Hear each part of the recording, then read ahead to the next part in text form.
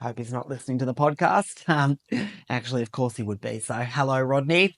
It's nothing I wouldn't say to your face. Um, yeah. But look, where do I start with Rodney's icks? Um, One thing I couldn't stand was when we'd be sitting in our corner seat, and I'd be telling him some interesting story, and I'd feel his knee up against my knee, because he was spreading so much, doing his man spread. I mean, how far can a man spread? And I'd say, get your dirty knee off me. I don't know how well your wife's washed those pants. Cross your legs like me. Every bloody day this would happen. And he also claims that he might have stiff person syndrome, the medical condition that, because he's very stiff in his movements. He's not as fluid as me, and, I have a dance background, so I'm very. But, Rodney, you would call out to him from the staff room kitchen, and, he couldn't turn, he'd have to turn his whole body like that. He couldn't turn the head. So, maybe he does have it. He should get that checked out. I'm not a GP. One thing Rodney would always say to me, he says, Greg, you love the sound of your own voice.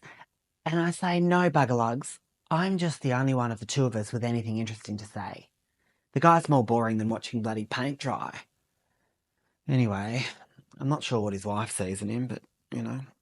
But he wasn't bad looking as a young bloke back in the Stone Age. He once brought in some photos of him in the 80s windsurfing in Speedos and shoved them in front of my face. And he had the moustache back then too. And he wasn't model good looking, but, like I was at that age. But he could have modelled for like a Best and Less or something. I don't know, I suppose.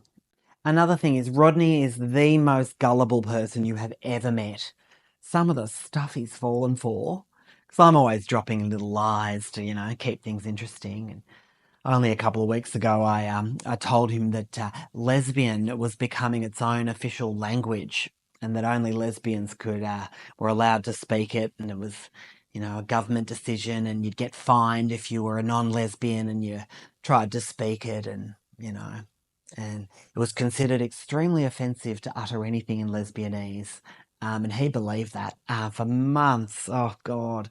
Couldn't believe it. He was, gobsmacked that it was happening and outraged. And then he eventually told his wife, and she Googled it, and they worked out that it was one of Greg's lies. Um, but with, someone as boring as Rodney around, it's, one has to spice things up.